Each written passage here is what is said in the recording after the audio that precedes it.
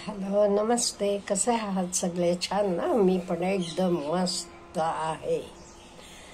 आज आपण एक अतिशय सुंदर आणि सोपं तंत्र शिकणार आहोत.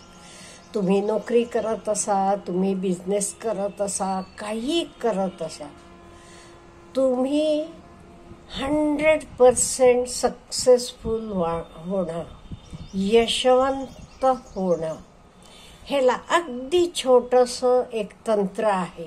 अगदी हे कोणीही वापरू शकतो आणि कितीतरी लोक वापरतात. म्हणून ते त्यांचे बिझनेसमध्ये किंवा त्यांचे जॉबमध्ये सक्सेसफुल होतात. नो डाऊट हजारो लोक बिझनेस करतात, पण त्यातले काही लोक सक्सेसफुल होतात. सगळ्यांचा बिझनेस सारखा असते, त्यात काही कमी जास्त नसते. तरी हे लोक का होतात, हे आजी तंत्र आणि मंत्र आपण शिकूया. अगदी सोपं आहे. आता भाजी विकणाऱ्या बायकांचं बघितलं असाल. तुम्ही पाव किलो गवार घेता, ती वजन करून पाव किलो घालतीये आणि वर 4 शेंगा घालतीये. हे तर तंत्र आहे. हे कुठलेच काय म्हणेन मी सेटअपमध्ये पण वापरलं जाते. एक साधं एक्झाम्पल मी पाहिलेलं आणि सांगते तुम्हाला. माझी मुलाची पोस्टिंग कोल्हापूरला होती, तेव्हा आम्ही अधूनमधून सारखा मिरजेला घरी यायचो. आम्ही मिरजेला घरी येताना काय करायचो, वाटेवर तिकडच्या एरियातल्या लोकांना माहीत असेल, हे घोडावतचा पेट्रोल पंप आहे. तिथे का नाही, पेट्रोल भरायला गाडी थांबली का नाही, गाडी साफ करणारा माणूस तयार असायचा, ब्रश आणि बारडी घेऊन. तो गाडीच्या काचा, गाडी पूर्ण साफ करून द्यायचा. कॉम्प्लिमेंटरी, त्याला काही जास्त चार्जेस नाही. म्हणून कधी पेट्रोल जाताना भरायचा असला तर आम्ही त्या पंपावर भरायचो. असं प्रत्येक जण करत असेल. हे बघा, हे तंत्र आहे. पेट्रोल पंप कितीतरी आहेत, पण इथे पेट्रोल भरेपर्यंत तुम्हाला गाडी पण साफ करून मिळतीये आणि त्याच्यासाठी तुम्हाला काही जादा पे करावं लागत नाही. हे तर तंत्र आहे. असंच हे मी बघितलं. आमच्याच घरापाशी बरीच दुकानं आहेत समोसेची. एका समोसेवाल्याकडे खूप कायम गर्दी असते. मला वाटायचं इथे एवढी दुकानं आहेत ह्या रस्त्याला, पण ह्याच्याकडे का गर्दी असते. मग मी एक दिवस एका मुलाला विचारलं, काय रे, इथे फार बाकीच्यांपेक्षा खूप चांगला असतो का, वेगळा असतो का, काय इथे एवढी गर्दी असते. तसं त्यानं सांगितलेलं बघून मला आश्चर्य वाटला. तो म्हणाला, नाही काकू, समोसे सगळीकडचे सारखेच आहेत, चांगलेच असतात, पण इथे का नाही, समोसे बरोबर तो सॉस आणि चटणी देतोय आणि त्याला काही वेगळा चार्ज नाही. पैसे सेम सगळीकडे, क्वालिटी सेम, फक्त हा समोसे बरोबर सॉस आणि चटणी, हिरवी चटणी देतो म्हणाला. म्हणून इथे लोकांची गर्दी आहे. हे बघा, हे तर तंत्र. तुम्ही कुठलाच व्यापार करत असा, नोकरी करत असा, आपण हे तंत्र वापरू शकतो. दूधवाला बघा, तुम्ही 1 लिटर दूध घेतला तर 1 लिटरला लिटर घालतो आणि वर एवढंसं दूध घालतो. बघितले? Yes. In the same way, even काही विमान कंपन्या पण कॉम्प्लिमेंटरी म्हणून गिफ्ट्स देतात तुम्हाला. तुम्ही बघितलेलं असणारच.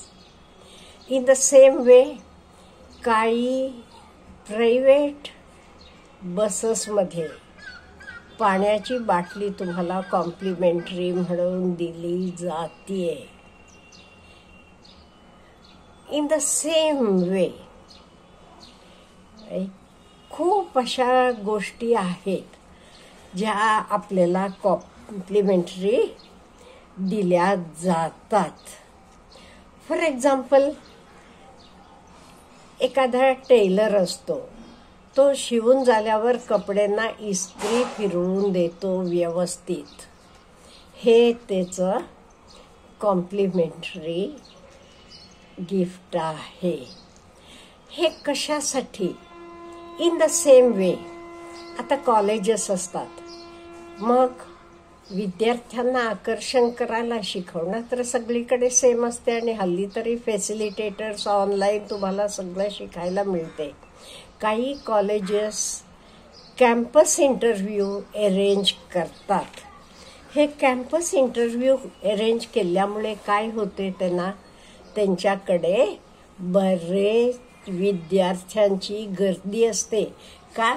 इथे आपण शिकलो का नाही, आता आपल्याला नोकरी लागणार आहे हे गॅरंटीड आहे म्हणून. त्यामुळे कायम आपण काय करायला पाहिजे, म्हणजे जे आपण पगार घेतो त्याचेपेक्षा जास्त काम करायला पाहिजे.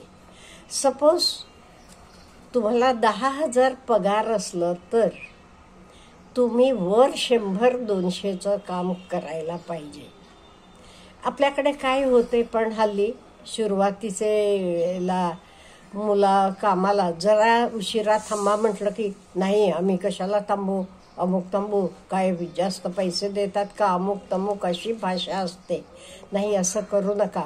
इन द बिगिनिंग तुम्हाला पगार मिळते त्याच्यापेक्षा थोडंसं जास्त द्यायला शिका तुम्ही. मग बघा, तुमच्यावर हा कामाला हुशार आहे, कुरकुर करत नाही म्हणून कधी प्रमोशनची वेळ आली की तर तुम्हाला तुमचं नाव आधी घेतलं जाईल. आपण नाही ते काय करतो, एवढेसे पगाराला एवढं काम होय, हे जनरल बोलायची लोकांची टेंडन्सी आहे. आपण असं करायचं नाही. जे सर्व्हिसेस असू देत किंवा काम असू देत, आपल्याला मिळते त्याच्यापेक्षा जरा जास्त द्यायला शिकूया. सर्व्हिसेस पण तसंच, जे आपण पैसे घेतो, घेणाऱ्यांना पण तसं करायला पाहिजे. मी घेते त्याचेपेक्षा जरा काहीतरी एक्स्ट्रा द्यायची आपण सवय करायला पाहिजे. आता कितीतरी ट्रॅव्हल कंपन्या बघा, तुमचे ट्रॅव्हलिंगला तुम्ही बुकिंग करता, पैसे भरता, मग त्याच्याशिवाय तुम्हाला फराळाची किट दिली जाते कॉम्प्लिमेंटरी म्हणून आणि काहीतरी दिलं जाते. त्यामुळे आपण आपले कामात असेल, बिझनेसमध्ये असेल, कशातही क्राऊडपेक्षा वेगळं व्हायला पाहिजे. आपली काहीतरी स्पेशालिटी व्हायला पाहिजे. ते हे सायकोलॉजिकल तंत्र वापरतात. काही फोटोग्राफर जाऊन फोटो काढलेत की फोटोबरोबर तुम्हाला एक पेन देतात कॉम्प्लिमेंटरी गिफ्ट म्हणून. हे कशासाठी? हे ह्युमन सायकोलॉजी स्टडी केलेली आहे.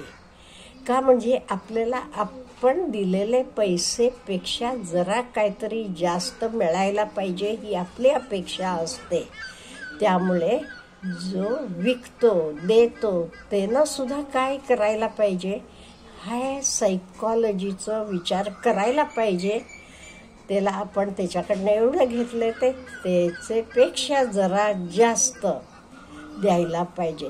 हे तंत्र काही नवीन नाही आहे, पूर्वीपासून वापरतात. मी तुम्हाला म्हटलं, साधी भाजी विकणारी बाई अडाणी आहे, ती शिकलेली नाही आहे, तरी ती तुम्हाला मोजमाप करून भाजी देऊन झाली, वर 2 काड्या घालतीये.